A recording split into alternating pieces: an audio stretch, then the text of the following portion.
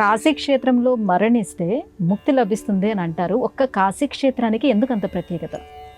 కాశీ క్షేత్రంతో ఈరోజు కాశీ క్షేత్ర స్మరణతో మనం ఈరోజు కార్యక్రమాన్ని ప్రారంభం చేసుకుంటున్నాం. అసలు శాస్త్రంలో కాశ్యాంతు మరణాన్ ముక్తి అని చెప్పబడేది. మరి అంత గొప్ప వాక్యం యొక్క అర్థం ఏమిటి అంటే, ముక్తి అనేది అనితర సాధ్యమైనటువంటిది. అనేక జన్మలలో మనం చేసినటువంటి పుణ్య కర్మల యొక్క పరిపక్వమైనప్పుడు ముక్తి లభిస్తుంది.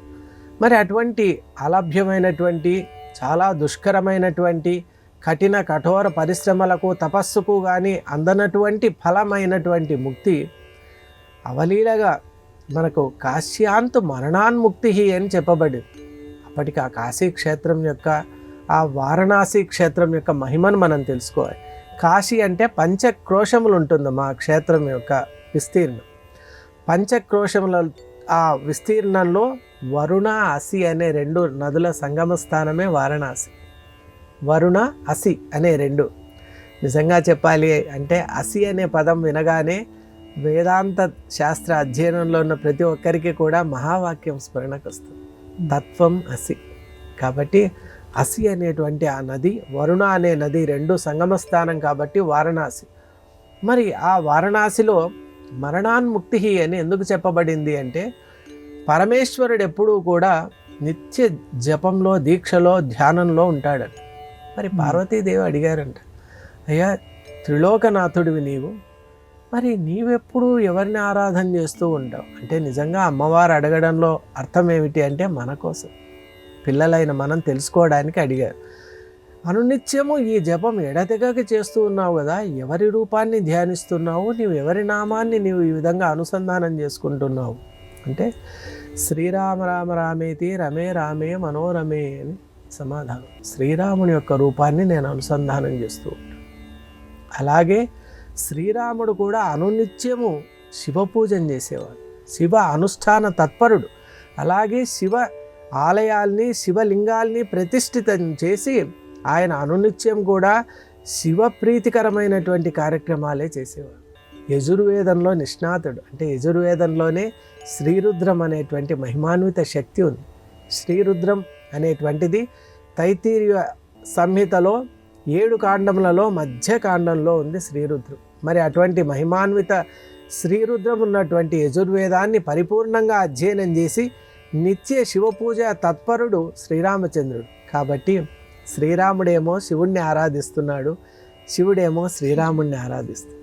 ఇక్కడ ప్రస్తుతం మనం అనుకుంటున్నటువంటి క్షేత్రం ఏమో వారణాసి. అంటే ఇది కాశీ పరమేశ్వరుని యొక్క క్షేత్రం కాబట్టి, గంగానది ఉత్తరవాహినిగా ఉన్నటువంటి ఈ దివ్య క్షేత్రం నిజంగా చెప్పాలి అంటే, ఈ భూమండలంలోనే ఏదైతే సుస్థిరంగా ఉండే క్షేత్రం ఉంటుందో అది కాశీ క్షేత్రం. ఆ పేరు వింటేనే చాలు, కాశీం గమిష్యామి, నేను కాశీకి వెళ్తాను అనేటువంటి సంకల్పం చేసినా కూడా పుణ్యం వస్తుంది అని చెప్తారు. మరి అంత మహిమాన్వితమైనటువంటి స్థానం కాశీకి ఎందుకు ఇచ్చారు అంటే, పూర్వం సృష్టి ఆరంభంలో మనం అందరికీ ప్రయాగ అనే స్థానం తెలుసు. దాని పేరు ఏమిటి అంటే త్రివేణి సంగమం అని అంట. ఆ పేరు ఎలా వచ్చింది అంటే ప్రాయాగ అని అన్నారు. యాగం అంటే సృష్టి యాగం చేసే ముందు బ్రహ్మ అక్కడ తపస్సు చేశాడు కాబట్టి ప్రయాగ అని పేరు వచ్చింది. మరి ఆ బ్రహ్మదేవుడు సృష్టి చేసిన తర్వాత సమస్తమైనటువంటి ఊర్ధ్వలోకాలన్నింటినీ ఒక త్రాసులో ఒకవైపు, కాశీ క్షేత్రాన్ని ఒకవైపు ఉంచినప్పుడు బరువు ఎక్కువై కాశీ క్షేత్రం భూమి మీదకి దిగిందండి. చూసారంటే ఊర్ధ్వలోకాల్లో ఉన్న ఆ తపోశక్తి కంటే కూడా కాశీ మహిమాన్వితమైంది అని మనం తెలుసుకోవాలి. మరి అటువంటి కాశీ క్షేత్రంలో ఈ యొక్క భగవంతుడు, ఆ పరమేశ్వరుడైనటువంటి పరమశివుడు ఎప్పుడు కూడా జీవుణ్ణి వెంట ఉండేటువంటి వాడు పరమశివుడు. మరణించిన తరువాత అందరూ కూడా కొంతవరకే వెంట రాగలరు, కానీ పరమేశ్వరుడు మాత్రం జీవుని వెంట ఎప్పుడూ ఉంటాడు. భయపడవద్దు, నేనున్నాను అని ఆశ్వాసన ఇచ్చేటువంటి, ధైర్యం చెప్పేటువంటి ఆ పరదేవతే పరమేశ్వరుడు. మరి ముఖ్యంగా కాశీలో ఎవరైతే గనక దేహాన్ని త్యాగం చేస్తూ ఉన్నారో వాళ్లకు గనక మనం వెళ్ళి సమీపంలో వెళ్ళి మనం చూసినట్లయితే కుడి చెవి ఎప్పుడూ ఎత్తుగా ఉంటుంది, ఎడమ చెవి కంటే కుడి చెవి ఇలా ఎత్తుగా ఉంటుంది. అదేమిటి అంటే ఆ జీవుని యొక్క ఉద్ధరణ కోసం సంసారం నుండి ఆయన విముక్తి చెందాలి అన్నటువంటి ఉద్దేశంతో పరమశివుడు కుడి కర్ణములో అంటే కుడి చెవిలో మహామంత్రమైనటువంటి రామ తారకాన్ని ఉపదేశిస్తూ ఉన్నాడు. తారకము అసలు తారక మంత్రమే తరింపజేసేటువంటి మహామంత్రం. అది సాక్షాత్తు పరమశివుడే ఎప్పుడైతే ఉపదేశం చేస్తాడో ఇక ఆ జీవునికి ఏదైనా మళ్ళీ జన్మ ఉంటుందమ్మా? ఉండే అవకాశం లేదు. అందువల్ల కాశ్యాంతు మరణాన్ ముక్తి అని చెప్పడం అది యథార్థం. దాన్ని రామకృష్ణ పరమహంస అంటే ఇటీవలి కాలంలో ఉన్నటువంటి మహాత్ముడు రామకృష్ణ పరమహంస కూడా కాశీ క్షేత్రానికి వెళ్ళినప్పుడు దివ్యమైనటువంటి దృష్టితో చూస్తే ఒకవైపు త్రిశూలంతో తన యొక్క 4 బాహువుల్లో దివ్యమైనటువంటి ఆయుధాలతో ఉన్న పరమేశ్వరుడు మృతజీవి యొక్క కుడి కర్ణంలో ఆ రామ మంత్రాన్ని తారక మంత్రాన్ని ఉపదేశించడం సాక్షాత్తు చూశాడు.